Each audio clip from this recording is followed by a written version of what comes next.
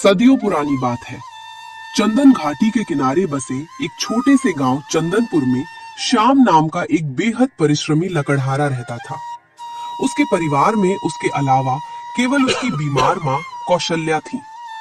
श्याम सूरज उगने से पहले ही उठ जाता और अपनी कुल्हाड़ी लेकर घने जंगलों की तरफ निकल पड़ता था। वो दिन भर भारी भरकम लकड़ियां काटता, अपना पसीना बहाता, लेकिन एक अजीब सी बदकिस्मती उसके साथ जुड़ी थी। वो जब भी अच्छी लकड़ियां काट कर बाजार ले जाने के लिए रखता, रात भर में या तो उनमें दीमक लग जाती या वे अंदर से पूरी तरह खोखली होकर सड़ जाती थी। इस रहस्यमय घटना ने उसे भीतर तक तोड़ दिया था। हे प्रभु, आखिर मेरे भाग्य में ऐसा कौन सा श्राप लिखा है? मैं इतनी ईमानदारी से मेहनत करता हूँ, जंगल के सबसे मजबूत पेड़ छाट कर लाता हूँ, फिर भी मेरी लकड़ियां रातों रात कैसे राख बन जाती हैं? मुझे तो कुछ समझ नहीं आ रहा कि ये कौन सा दुर्भाग्य है जो मेरा पीछा नहीं छोड़ रहा। लकड़ियों के इस लगातार नुकसान के साथ साथ श्याम के जीवन पर एक और दुखों का पहाड़ टूट पड़ा था। उसकी वृद्ध माँ कौशल्या की तबीयत दिन प्रतिदिन बिगड़ती ही जा रही थी। श्याम अपनी सूखी रोटियों में से भी पैसे बचाकर उनकी दवा दारू पर खर्च कर रहा था, लेकिन कोई सुधार नहीं हो रहा था। माँ, अब बहुत हो गया। आप जल्दी से अपना शॉल ओढ़ लीजिए। मैं आपको आज ही गांव के सबसे बड़े और अनुभवी वैद्य जी के पास ले जाऊंगा। नहीं मेरे लाल, मुझे कहीं नहीं जाना। तू खामखा परेशान हो रहा है। बस जंगल से कोई जड़ी बूटी लाकर काढ़ा बना दे। माँ, आप कैसी बातें कर रही हैं? वैद्य जी जब तक आपकी बीमारी को समझेंगे नहीं, आपकी नाड़ी नहीं टटोलेंगे, तो वो सही दवा कैसे देंगे? आपको मेरे साथ उस दवाखाने तक चलना ही होगा। मेरी बात मान ले श्याम, मैंने मना कर दिया ना। घर की हालत मुझसे छुपी नहीं है। 2 वक्त की रोटी के लाले पड़े हैं और तू मेरी इस ढलती उम्र पर अपनी कमाई लुटा रहा है। लकड़ियों का व्यापार वैसे ही चौपट हो रखा है, फिर ये फालतू का खर्च क्यों? अपनी बूढ़ी और बीमार माँ की ये हताश कर देने वाली बातें सुनकर श्याम का गला रुंध गया। उसने अपनी आंखों में आए आंसुओं को छुपाते हुए बहुत ही प्रेम और शांति से जवाब दिया। माँ, मेरे लिए दुनिया में आपसे बढ़कर कोई भगवान नहीं है। आपकी सेवा करना, आपको इस दर्द से बाहर निकालना ही मेरे जीवन का एकमात्र लक्ष्य है। आप पैसों की चिंता बिल्कुल मत कीजिए। मुझे ये सब ठीक नहीं लग रहा है बेटा। तू एक काम कर, खुद ही जाकर वैद्य जी से कोई सस्ती सी पुड़िया ले आ। मुझे वहां तक मत ले जा। माँ की जिद के आगे अंततः श्याम को झुकना पड़ा। वो अपनी कुल्हाड़ी घर पर छोड़कर अकेला ही वैद्य की कुटिया की ओर निकल पड़ा। रास्ते में पनघट के पास उसे गांव का एक नौजवान रमेश मिल गया। अरे श्याम भाई, राम राम। इतनी तेज चिलचिलाती धूप में कहाँ जा रहे हो? क्या बात है? राम राम रमेश भाई। कहीं नहीं, बस अपनी माँ के लिए कुछ दवाइयाँ लेने जा रहा हूँ। उनकी छाती का दर्द और खांसी कम होने का नाम ही नहीं ले रहे हैं। हाँ यार, कौशल्या काकी काफी बीमार रहने लगी हैं। वैसे गांव के चौपाल पर ये भी बातें हो रही हैं कि इस बार भी तुम्हारी लकड़ियां बाजार तक पहुंचने से पहले ही दीमक खा गई। चौपाल पर जो सुना वो 100% सच है रमेश। इस बार भी मेरी मेहनत मिट्टी में मिल गई। एक भी लकड़ी बिकने लायक नहीं बची। मैं खुद इस उलझन में हूँ कि मेरी कुल्हाड़ी को या मेरी किस्मत को किसकी काली नजर लग गई है। श्याम भाई, मुझे तो ऐसा लगता है कि तुम जंगल के उस हिस्से से लकड़ियां काट रहे हो जहां के पेड़ पहले से ही खोखले होते हैं। शायद तुम्हारी परख में कोई चूक हो रही है। ऐसा नहीं है रमेश। मैं पेड़ की छाल से लेकर उसकी मजबूती तक सब थोक बजाकर देखता हूँ, फिर भी पता नहीं विधाता ने मेरी किस्मत में ये कौन सा रोड़ा अटका रखा है। रमेश भी श्याम की इस अजीब उलझन को सुनकर सोच में पड़ गया। श्याम भारी कदमों से वहां से आगे निकल गया। समय बीतता जा रहा था, परंतु कौशल्या का बुखार और खांसी कम होने की बजाय बढ़ती ही जा रही थी। श्याम अब सच में अंदर से घबराने लगा था। हे परमेश्वर, अब मैं किस दिशा में जाऊं? माँ बिस्तर से उठने में भी असमर्थ है और मेरी जेब में एक फूटी कौड़ी नहीं बची है। अब मैं उनका सही इलाज कहां से करवा पाऊंगा? कौशल्या की गंभीर हालत की खबर पूरे चंदनपुर गांव में फैलने लगी थी। उनका हालचाल लेने के लिए गांव के कुछ लोग उनके घर आने लगे। उनमें गांव का एक समझदार लड़का गोलू भी शामिल था। काकी प्रणाम। अब कैसा महसूस कर रही हैं आप? ये जानकर मन बहुत उदास हुआ कि आप इतने दिनों से चारपाई पर पड़ी हैं। खुश रहो गोलू बेटा, बस अब इस शरीर ने हार मान ली है। बुढ़ापे ने पूरी तरह से जकड़ लिया है। काकी, आप इतना निराश मत होइए, ईश्वर सब ठीक करेगा। वैसे काकी, श्याम भैया आप शादी के लायक हो गए हैं। आप उनके लिए कोई अच्छी सी कन्या ढूंढकर घर बसा क्यों नहीं देती? घर में नई बहू आएगी तो आपकी देखभाल भी करेगी और घर भी संभल जाएगा। गोलू बेटा, मेरी भी आंखों का यही सपना है, लेकिन हमारे हालात तो किसी से छुपे नहीं हैं। घर में पकाने को मुट्ठी भर आटा नहीं है। किसी की बेटी को इस टूटी फूटी झोपड़ी में लाकर क्या मैं उसे दुख के सागर में धकेल दूं? आपकी चिंता बिल्कुल जायज है काकी। विधाता ने सच में आप दोनों माँ बेटे की बहुत कठिन परीक्षा ले रखी है। गोलू की बातों ने कौशल्या के दिल के जख्म हरे कर दिए और उनकी आंखों से आंसू छलक पड़े। दरवाजे के बाहर खड़ा श्याम ये सब सुन रहा था और अपने हालातों से पूरी तरह हार चुका था।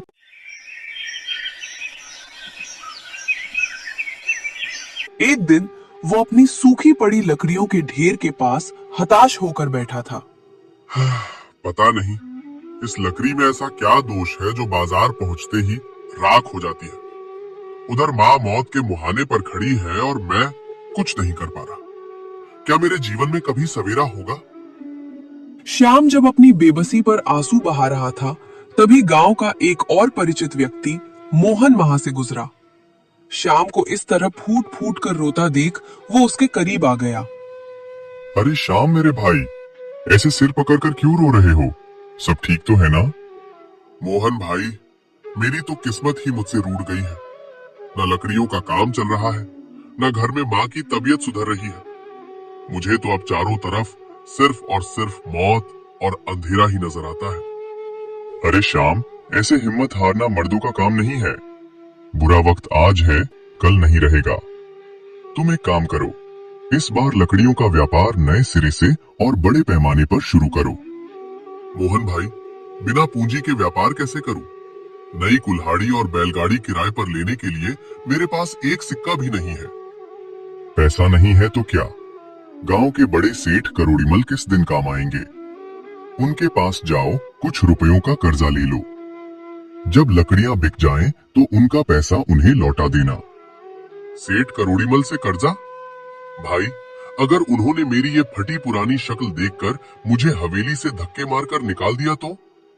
अरे एक बार हवेली की चौखट पर जाकर गुहार तो लगाओ श्याम।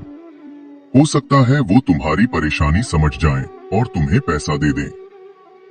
मोहन की यह सलाह श्याम के डूबते दिल को तिनके का सहारा लगी।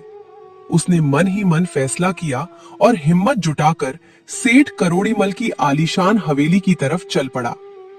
हवेली में सेठ जी अपने रेशमी गद्दों वाले तख्त पर विराजमान थे और उनका चालाक और घमंडी नौकर भोलू उनके पास खड़ा था। आओ श्याम, आज इस फटीचर लकड़हारे को हमारी इस भव्य हवेली का रास्ता कैसे याद आ गया? सब कुशल मंगल तो है? सेठ जी को मेरा हाथ जोड़कर प्रणाम।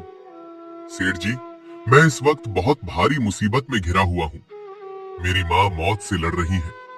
मुझे उनके इलाज और अपने काम के लिए कुछ रुपयों की सख्त जरूरत है।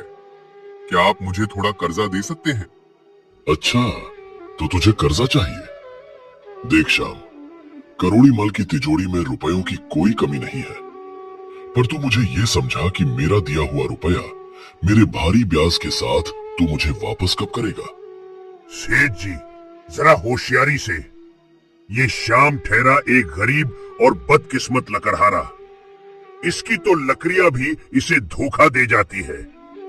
ये आपका इतना बड़ा कर्जा भला कहां से और कैसे चुकाएगा? ये तो आपके पैसे डुबा देगा। भोलू भाई, आप मेरे बारे में ऐसा मत बोलिए। मैं रात दिन एक कर दूंगा, दुगनी मेहनत करूंगा, पर सेठ जी की पाई पाई बहुत जल्द उनके कदमों में लाकर रख दूंगा। सेठ करोड़ीमल ने अपनी मूंछों पर ताव दिया, कुछ पल सोचा और फिर एक गहरी चाल चलते हुए श्याम को कर्जा दे दिया। पैसे मुट्ठी में आते ही श्याम की जान में जान आई। वो खुशी खुशी घर की तरफ दौड़ा और सीधे अपनी माँ के पास पहुंचा। माँ देखो, अब घबराने की कोई बात नहीं है। मेरे पास पैसे आ गए हैं। मैं कल सुबह ही आपको शहर के सबसे बड़े अस्पताल में ले जाऊंगा। आप बिल्कुल स्वस्थ हो जाएंगी। श्याम बेटा, ये इतनी बड़ी रकम तू कहां से लेकर आ गया? तूने कहीं कोई गलत काम तो नहीं किया या किसी से कोई कर्जा तो नहीं उठा लिया? हाँ माँ, मैंने गांव के सेठ करोड़ी मल से कुछ रुपए उधार लिए हैं। आपकी जान बचाने के लिए मेरे पास इसके अलावा कोई और रास्ता नहीं था। अरे ना समझ लड़के, तूने अपने ही पैरों पर कुल्हाड़ी मार ली। तूने सेठ करोड़ी मल के उस दलदल में पैर रख दिया है जहां से कोई बाहर नहीं आ पाता। और उसका वो नौकर भोलू, वो तो महाकपटी है। वे दोनों हम गरीबों का खून चूस लेंगे। माँ की यह चेतावनी सुनकर श्याम की खुशी थोड़ी फीकी पड़ गई, लेकिन उसने खुद को संभाला और अपनी माँ को सांत्वना दी। माँ, अभी आप इन सब बातों को भूल जाइए और बस अपने इलाज पर ध्यान दीजिए। मेरे लिए सिर्फ आपकी सांसें मायने रखती है। अगर आपको कुछ हो गया तो मेरा इस दुनिया में वैसे भी कोई मोल नहीं है।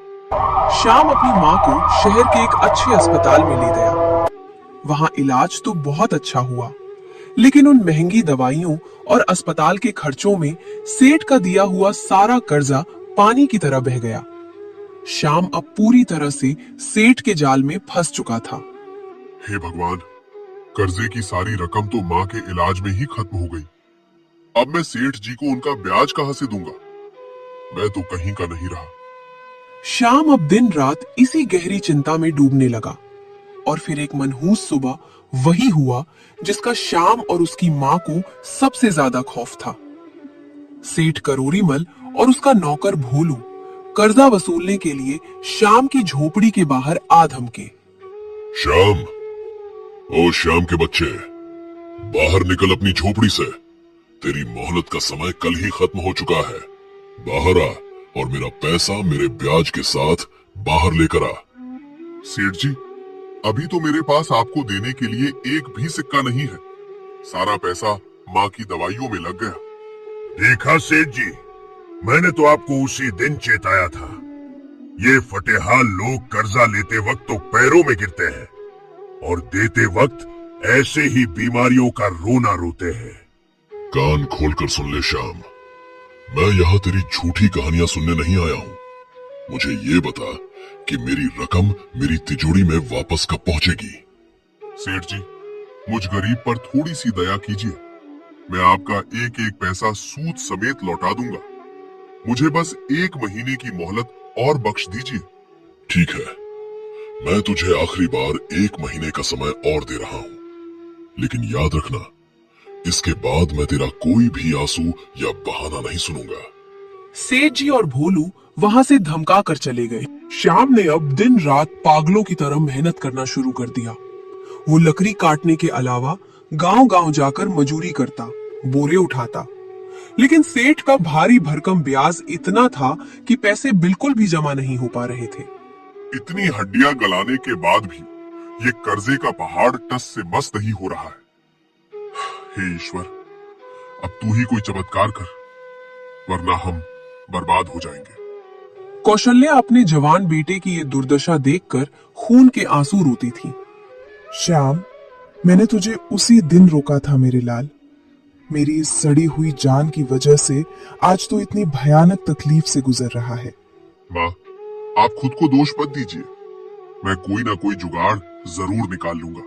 मुझे उसी दिन भगवान ने उठा लिया होता बेटा, तो कम से कम आज ये मनहूस दिन तो नहीं देखना पड़ता। माँ, आप शांत हो जाइए। आपका बेटा इतनी जल्दी हार मानने वालों में से नहीं है। समय का पहिया तेजी से घूमा और देखते ही देखते वो 1 महीना भी रेत की तरह हाथों से फिसल गया। सेठ करोड़ीमल और उसका नौकर भोलू अपने गुंडों के साथ श्याम के आंगन में आ धमके। श्याम, चल बाहर आ। आज तेरा सारा नाटक खत्म। मेरे पूरे पैसे आज के आज मेरे हाथ पर रख, वरना अंजाम बहुत बुरा होगा। सेठ जी, मैं बहुत मजबूर हूँ।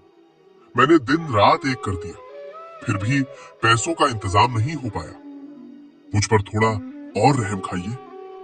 सेठ जी, देखिए ये भिखारी कैसे आपको फिर से बेवकूफ बनाने की कोशिश कर रहा है। बातों से ये नहीं मानेगा, इसे सीधा करना ही पड़ेगा। बहुत हो गई तेरी बकवास। अगर तेरे पास नगद पैसे नहीं है तो जा अंदर से अपनी जमीन और झोपड़ी के कागज लेकर आ। आज से तेरी ये जमीन मेरी हुई। सेठ जी, ये आप क्या भयंकर जुल्म कर रहे हैं? अगर ये छत ही छिन गई तो मैं और मेरी बीमार माँ इस खुले आसमान के नीचे गर्मी से मर जाएंगे। यही तो हमारा इकलौता आसरा है। वो मेरी सिरदर्दी नहीं है, मुझे सिर्फ अपने पैसों से मतलब है। जल्दी से कागज निकाल। श्याम ने अपने घर के कागज देने से साफ इनकार कर दिया। इस पर सेठ करोड़ीमल आग बबूला हो गए। भोलू नौकर के इशारे पर गुंडों ने श्याम और कौशल्या का सारा बचा खुचा सामान घर से बाहर सड़क पर फेंक दिया। खेत नहीं दे सकता तो आज से ये घर मैंने जब्त किया। निकल जा अपनी इस बीमार माँ को लेकर मेरी नजरों के सामने से। और हाँ, अगर दोबारा गांव में दिखा तो हड्डियां तुड़वा दूंगा। सेठ जी ने झोपड़ी के दरवाजे पर अपना बड़ा सा ताला जड़ दिया। श्याम और कौशल्या पूरी तरह बेघर होकर सड़क की धूल फाकने पर मजबूर हो गए। उनके पास जाने के लिए कोई भी ठिकाना नहीं बचा था। श्याम, आंसू मत बहा मेरे लाल। तू मेरा हाथ पकड़ और मेरे साथ भैरव वाहिनी जंगल की तरफ चल। भैरव वाहिनी जंगल की तरफ? लेकिन माँ, उस खूंखार और घने जंगल में हम क्या करेंगे? वहां तो जंगली जानवरों का डेरा है। तू अपनी माँ पर विश्वास रख बेटा और बिना कोई सवाल किए मेरे साथ चल। श्याम भारी कदमों और टूटे हुए दिल से अपनी माँ को सहारा देते हुए उस भयंकर भैरव वाहिनी जंगल में प्रवेश कर गया। घने और डरावने भैरव वाहिनी जंगल में बहुत दूर तक पैदल चलने के बाद कौशल्या बुरी तरह थक गई और एक विशाल पुराने बरगद के पेड़ के नीचे निढाल होकर बैठ गई। श्याम, अब मेरे पैरों में एक कदम भी और चलने की हिम्मत नहीं बची है। मुझे थोड़ा सुस्ताने दे बेटा। माँ, मुझे सच सच बताइए कि आप मुझे इस खूंखार जंगल में क्यों लेकर आई हैं? यहाँ तो दूर दूर तक कोई इंसान नहीं है। बेटा, आज तुझे एक बहुत बड़ा राज बताने का समय आ गया है। एक ऐसा राज जो मैंने सालों से अपने सीने में दफन कर रखा था। राज? कैसा राज माँ? क्या आपने मुझसे कोई बात छुपाई है?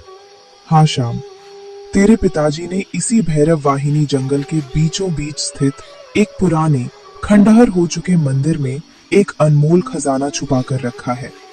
अगर वो खजाना आज हमें मिल जाए तो हमारे दुख के दिन हमेशा के लिए खत्म हो जाएंगे।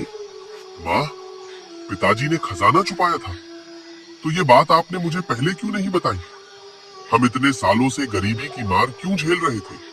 क्योंकि तेरे पिताजी का सख्त आदेश था कि उस खजाने को तब तक हाथ मत लगाना जब तक सिर पर कोई बहुत बड़ी और जानलेवा मुसीबत ना आ पड़े। आज जब हमारे पास न घर है न पैसा, तो उस खजाने को निकालने का यही सही समय है। माँ, ये तो बहुत बड़ी खुशखबरी है। मैं अभी जाकर उस खंडहर मंदिर की खोज करता हूँ। आप भी चलिए मेरे साथ। नहीं श्याम, मुझसे अब एक कदम भी नहीं चला जाएगा। तू जा, वो खंडहर मंदिर इसी जगह के आसपास ही कहीं होना चाहिए। मैं तेरा यहीं बैठकर इंतजार करती हूँ। श्याम के मन में एक नई उम्मीद की किरण जाग उठी। वह तेजी से जंगल के भीतर उस पुराने खंडहर मंदिर को खोजने निकल पड़ा। काफी देर तक झाड़ियों और कांटों से जूझने के बाद भी उसे कोई मंदिर नहीं दिखाई दिया। माँ ने कहा था मंदिर पास ही है, पर यहाँ तो दूर दूर तक कोई खंडहर नहीं है। कहीं माँ को इतने सालों बाद जगह याद रखने में कोई भूल तो नहीं हो गई? लेकिन श्याम ने हिम्मत नहीं हारी और वह जंगल के और भी घने हिस्से की तरफ आगे बढ़ता चला गया। कांटे उसके पैरों को चीर रहे थे, लेकिन उसे केवल अपनी बीमार माँ और उस खजाने की चिंता थी। अचानक पेड़ों के एक झुरमुट के बीच से उसे पत्थरों का एक बहुत पुराना टूटा फूटा ढांचा दिखाई दिया। अरे, वह सामने क्या है? लगता है वह पत्थरों की कोई प्राचीन इमारत है। शायद माँ इसी पुराने खंडहर मंदिर की बात कर रही थी। मुझे जल्दी से वहां जाकर देखना चाहिए। श्याम दौड़कर उस ढांचे के पास पहुंचा। वह सचमुच एक बहुत ही प्राचीन और वीरान खंडहर मंदिर था, जिसकी दीवारें ढह चुकी थीं और जगह जगह जंगली बेलें और काई उगी हुई थी। मंदिर तो मिल गया, लेकिन इतने बड़े खंडहर में पिताजी ने वह खजाना कहाँ छुपाया होगा? मुझे चप्पा चप्पा छान मारना पड़ेगा। श्याम ने उस वीरान मंदिर के अंदर प्रवेश किया। वहां दिन के उजाले में भी काफी अंधेरा और डरावना सन्नाटा था। वह भारी पत्थरों को हटाकर और पुरानी टूटी मूर्तियों के पीछे अपना खजाना ढूंढने लगा। यहाँ तो कुछ भी नहीं है, सिर्फ धूल, मकड़ी के जाले हैं। हे भगवान, कहीं किसी और ने तो वह खजाना पहले ही नहीं निकाल लिया। अगर ऐसा हुआ तो मेरी माँ का क्या होगा? श्याम निराश होकर वापस लौटने ही वाला था कि तभी उसकी नजर मंदिर के एक अंधेरे कोने में दीवार के भीतर बने एक छोटे से ताक पर पड़ी। वहां एक पुरानी धूल फाकती हुई लाल रंग के कपड़े की पोटली रखी हुई थी। उस लाल कपड़े की पोटली को देखते ही श्याम की आंखों में चमक आ गई। अरे वाह, वो लाल कपड़े की पोटली कैसी है? जरूर पिताजी ने इसी लाल पोटली के अंदर सोने चांदी के सिक्के और कीमती जेवरात छुपाए होंगे। आज मेरी सारी लाचारी दूर हो जाएगी। श्याम दौड़कर उस ताक के पास गया और उसने कांपते हाथों से उस लाल कपड़े की पोटली को उठा लिया। लेकिन पोटली को हाथ में लेते ही श्याम का खिला हुआ चेहरा अचानक उतर गया। ये क्या? ये पोटली तो बहुत ही ज्यादा हल्की है। अगर इसमें सोने चांदी होता तो इसका वजन इतना कम थोड़ी होता। श्याम ने धड़कते दिल से उस लाल कपड़े की गांठ खोली और उसके अंदर देखा। अंदर का नजारा देखकर श्याम पूरी तरह से सन्न रह गया, जैसे उसके पैरों तले जमीन खिसक गई हो। है? ये क्या भद्दा मजाक है? इस लाल कपड़े में तो केवल एक सूखी हुई आम की गुठली रखी है। पिताजी ने इस मामूली सी आम की गुठली को खजाना क्यों कहा था? ऐसी गुठलियां तो गांव के बच्चे चूस कर सड़क पर फेंक देते हैं। श्याम ने उस लाल पोटली को गुस्से में वही जमीन पर पटक दिया और अपना सिर पकड़कर रोने लगा। मेरी तो किस्मत ही खराब है। न लकड़ियों का काम बचा, न छत बची, और अब खजाने के नाम पर ये आम की सूखी गुठली मिली है। माँ को जाकर क्या मुंह दिखाऊंगा? वो तो यही सोच रही होगी कि उनका बेटा सोना लेकर आएगा। श्याम भारी मन से उस लाल कपड़े और गुठली को उठाकर वापस उसी बरगद के पेड़ की तरफ लौट पड़ा, जहां उसकी माँ कौशल्या उसका इंतजार कर रही थी। श्याम को आता देख कौशल्या के पीले चेहरे पर खुशी की लहर दौड़ गई। आ गया मेरा लाल। क्या हुआ श्याम? क्या तुझे तेरे पिताजी का वो खंडहर मंदिर और खजाना मिल गया? माँ, खजाना तो मिल गया, पर हमारी फूटी किस्मत में सोना चांदी नहीं, सिर्फ धोखा लिखा है। देखिए इस लाल कपड़े की पोटली में क्या है। श्याम ने वह लाल कपड़ा अपनी माँ के सामने खोल कर रख दिया। कौशल्या ने जब उसमें रखी सूखी गुठली को देखा तो वो भी सदमे में आ गई। श्याम बेटा, ये क्या है? इसमें तो सिर्फ एक आम की गुठली है। तेरे पिताजी ने तो मरते वक्त मुझसे सचमुच एक अनमोल खजाने की बात कही थी। क्या उन्होंने अपनी ही पत्नी और बेटे के साथ कोई मजाक किया था? यही तो मैं भी सोच रहा हूँ माँ। हमारी गरीबी और सेठ करोड़ीमल का कर्जा मिटाने के लिए ये आम की गुठली क्या काम आएगी? अब हम दोनों इस जंगल में भूख और जंगली जानवरों का शिकार होकर तड़प तड़प कर मर जाएंगे। कौशल्या और श्याम दोनों उस लाल पोटली के पास बैठकर अपने भाग्य को कोसते हुए जोर जोर से रोने लगे। क्या खजाने के नाम पर मिली ये सूखी गुठली किस्मत का धोखा थी? क्या इस खूंखार जंगल में श्याम और उसकी माँ की कहानी यहीं खत्म हो जाएगी? आगे का रहस्य बहुत ही चौंकाने वाला है। ये जानने के लिए अभी कमेंट में पार्ट 2 लिखें। जितने ज्यादा कमेंट्स आएंगे, अगला भाग उतनी ही जल्दी आएगा।